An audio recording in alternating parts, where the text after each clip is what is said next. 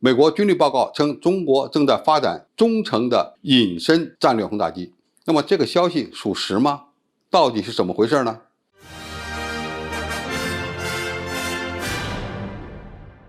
观众朋友，大家好，我是付天少。最近，美国国防部发布了2021年的中国军力报告，除了大篇幅的关注中国核力量的提升以外呢，该报告还重点关注了中国正在发展的轰20。更让人意外的是，美国人表示，中国还在开发一种中程的隐身战略轰炸机。那么这种轰炸机到底是个什么样子的？目前不得而知，这个消息是否属实也不得而知。那么美国的这个军力报告为什么会提到中国正在开发一种中程的隐身战略轰炸机？我想可能有这么几个原因。一个呢，美国的一些专家被中国的网民忽悠了，因为在前些年的网上呢，曾经流传过一些网友画的中程隐身战略轰炸机的图像。从外观上看呢，它的个头比较大，起飞重量呢在60到80-90吨这么一个范围，而且画的呢外形非常酷。那么美国人的这个报告是否将中国网民画的这些图像当真了这个呢，我个人看法还是有可能的。那么他们眼中的中国正在研发的一款中程隐身轰炸机到底是不是真实的？我想从他们的分析情况看呢，其实呢确实给我们提了一个醒。为什么呢？因为美国现在正在积极的开发下一代的隐身战略轰炸机，那就是 B-21。那么 B-21采用的是什么样的动力装置呢？它是以美国 F-35战斗机现在所使用的涡扇发动机为基础开发的中程或是中远程的隐身战略轰炸机。这种发动机呢，应该说是目前世界上推力最大的战斗机用的动力装置。如果把它从加力型改成非加力型，并且适当的放大涵道比，那么就有可能开发出航程在8000公里左右的中程战略轰炸机。这就是美国现在正在秘密开发的 B-21中程或者是中远程隐身战略轰炸机。而这样的动力系统，中国有没有呢？当然是可能会有，因为一旦我们国家的涡扇15发动机研发成功就可能成为歼20的动力装置。那么如果像 F135那样扩大涵道比，增大推力，那么这样的一个途径应该说也是不难做到或者实现的。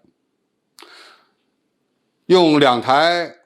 涡扇15的改进型将它的最大推力增加到12000到15000公斤推力级，搞出一款中型中程的隐身战略轰炸机，并非没有这样的可能。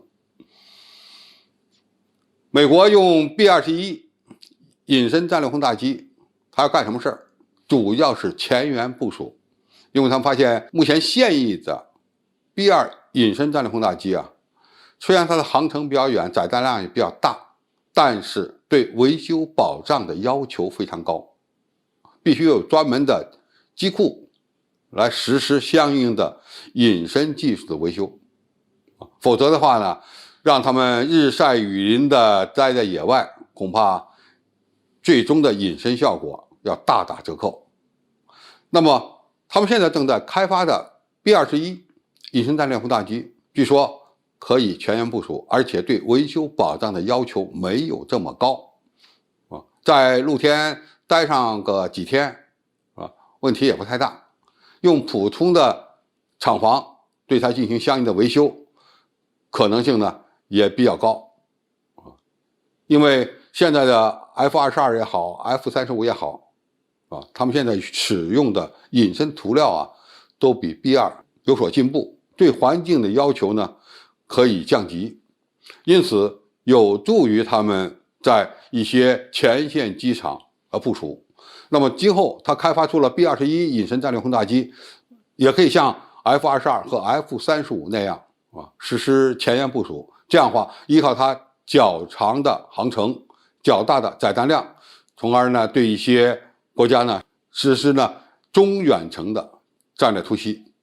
如果美国搞成了 B-21，并且大量生产和装备，必然会对世界上大部分国家呢构成严重的威胁。那么面对这种威胁，我们的对策是什么？我们现在已经有了一款中程和中远程的战略轰炸机，那就是轰6和轰6K、轰6N。但是轰6也好，轰6K、轰6N也好，它们的航程还是比较有限的，而且呢，隐身性能呢相对来讲比较差，是吧？和美国的 B-52俄罗斯的图95基本上处于相同的水平。那么中国未来有没有必要开发出一款完全能够和美国的 B-21中程隐身战略轰炸机相抗衡的新的机型呢？这个恐怕要根据我军的需要和可能来确定。那么一旦有这方面的需求，按照中国航空工业目前的能力而言，研发一款中程的是吧，具有相当优异的隐身性能的战略轰炸机，应该说完全是可能的。动力装置的问题现在已经不是问题了而材料、大飞机的制造能力，我们也都具备相应的基础。美国这个报告有可能是忽悠人的，也可能呢是被中国的网民所忽悠的，但是忽悠来忽悠去，它有没有可能变成现实？这还需要我们进一步的观察和等待。好，今天的评述就到这里，谢谢大家收看。